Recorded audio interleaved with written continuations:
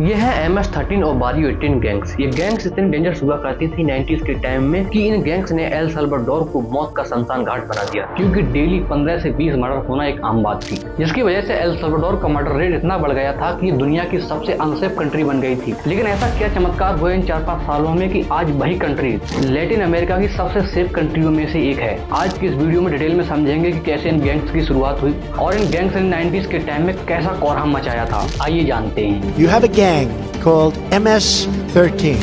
They are the equivalent or worse than Al-Qaeda. They don't like to shoot people, they like to cut people. They do things that nobody can believe. These are true animals.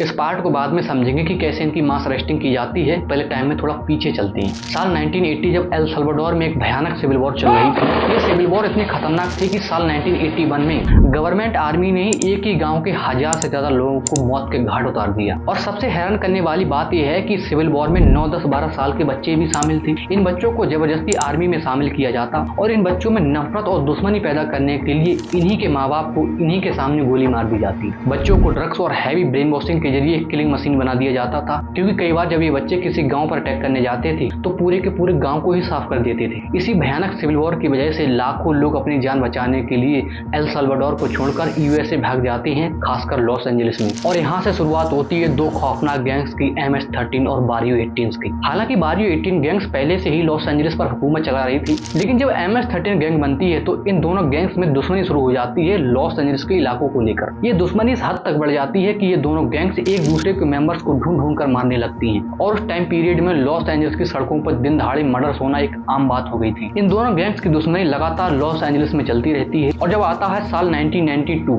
इस time period में El Salvador की civil war खत्म हो चुकी थी और USA ने इसी मौके का फायदा उठाया। यूएसए लॉस एंजलिस को इन गैंग्स से बचाना चाहता था, इसीलिए यूएसए ने क्रिमिनल रिकॉर्ड्स वाले हजारों MS-13 और बारियो 18 गैंग मेंबर्स को फ्लैट में भरकर वापस से एल साल्वाडोर भेज दिया। और ये हिस्ट्री का सबसे खतरनाक टर्निंग पॉइंट आया था एल साल्वाडोर के लिए। जब ये गैंग्स एल साल्वाडोर आई तो एल साल्वाडोर की इकोनॉमी बर्बाद थी सिविल वॉर की वजह से, और इन दोनों गैंग्स को चलाने के लिए पैसे की जरूरत थी। तो इन गैंग्स ने बस ड्राइवर, लोकल बिजनेसेस और आम लोगों से जबरदस्ती हफ्ता वसूली शुरू कर दी। और जो पैसे देने से मना करता उसकी केवल एक सजा थी, केवल और केवल मौत। और इन दोनों गैंग्स की दुश्मनी लॉस एंजलिस से निकलकर एल साल्वाडोर में शुरू हो जाती है, एल साल्वाडोर के इलाकों को लेकर। और यहाँ पर इन दोनों गैंग्स में एक रूल बन जाता है, अगर MS-13 ने बारियो 18 के एक भी मेंबर को मारा तो बारियो 18 बदले में MS-13 के 2 गैंग मेंबर को मारेगी। ये बदले की चेन ऐसी चल पड़ी जो कभी रुकी ही नहीं। देश का मर्डर रेट इतना बढ़ गया कि ये दुनिया की सबसे अनसेफ कंट्री बन गई। डेली 15 से 20 मर्डर होना एक आम बात हो गई थी। हालात इतने खराब हो गए थे, अगर कोई सुबह काम पर गया है तो शाम को जिंदा घर पर लौटेगा भी या नहीं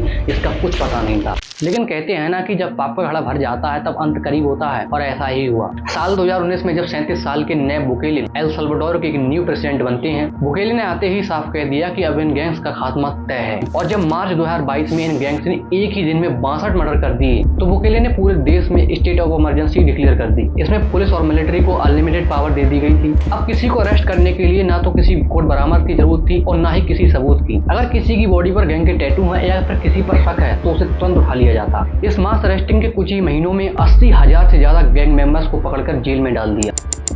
और जब पुरानी जेल छोटी पड़ने लगी और ये गैंग्स मेंबर जेल के अंदर ही वायलेंस क्रिएट करने लगी, तब बनाई जाती है वर्ल्ड की सबसे खतरनाक जेल, सीकॉट। इस जेल से भागना तो बहुत दूर की बात है, कैदी यहाँ पर अपनी पहचान भूल जाता है। अगर हम इस जेल की सिक्योरिटी की बात करें तो इस जेल के चारों तरफ 9 मीटर ऊंची कंक्रीट की दीवारें हैं और इन दीवारों के ऊपर 3 मीटर ऊंची 15,000 वोल्ट की इलेक्ट्रॉनिक फेंस लगी हुई है। और इतना ही नहीं, इस जेल के चारों तरफ लगे हुए हैवी जैमर्स 2 किलोमीटर के एरिया में सारे सिग्नल्स को ब्लॉक कर देते हैं। यह 24 घंटे आर्म गार्ड वेपन लिए खड़े रहते हैं और हमेशा एक काला मास्क पहने रहते हैं ताकि कोई भी कैदी उनका फेस ना देख सके और फिर बाद में ब्लैकमेल जैसे चांसेस ना बन सके। लेकिन असली जहन्नुम तो इस जेल के अंदर शुरू होता है। इस मेगा प्रिजन जेल के अंदर 8 बड़े कंपाउंड्स हैं और हर कंपाउंड के अंदर कई सेल्स हैं और हर सेल्स के अंदर 80 से भी ज्यादा कैदियों को रखा जाता है। इन सेल्स की लाइट 24 घंटे जलती रहती है ताकि कैदियों को दिन रात का भी पता ना चले। इन्हें सोने के लिए कोई तकिया गद्दा नहीं दिया जाता है, केवल लोहे की सीट्स हैं। ये गैंग्स मेंबर सेल के अंदर ही नहाते हैं और सेल के अंदर ही ओपन वॉशरूम का यूज करते हैं। इन गैंग्स मेंबर को लगभग डेली और बिना टेस्ट का खाना दिया जाता है, जिसके चलते इनकी बॉडी में न्यूट्रिएंट्स की कमी होने लगी है। इन गैंग्स को यहाँ पर सालों साल बीत जाते हैं लेकिन सूरज की धूप देखने को नहीं मिलती है, क्योंकि ये 24 घंटे इसी कंपाउंड के अंदर बंद रहते हैं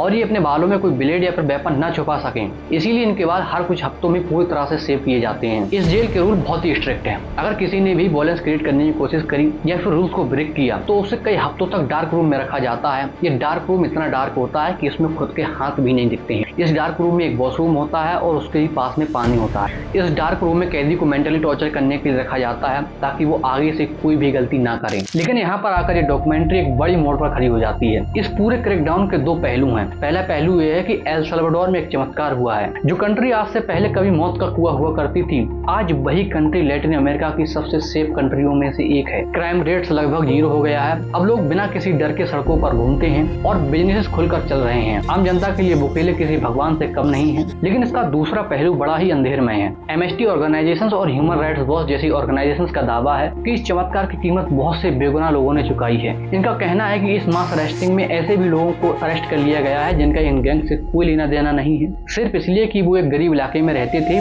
और उनकी बॉडी पर कोई आम टैटू थे। बिना किसी कोर्ट ट्रायल के और बिना किसी कानूनी कार्रवाई के उन्हें इस जहन्नुम में डाल दिया गया है जहां से निकलने का रास्ता कोई भी नहीं है। बुकेले पर एक डिक्टेटर होने का भी आरोप लगता है जो कानून की धज्जियां उड़ा रहे हैं। आपको क्या लगता है कि बुकेले ने सही किया? कमेंट में अपनी राय जरूर बताएं और वीडियो देखने के लिए आपका बहुत बहुत धन्यवाद।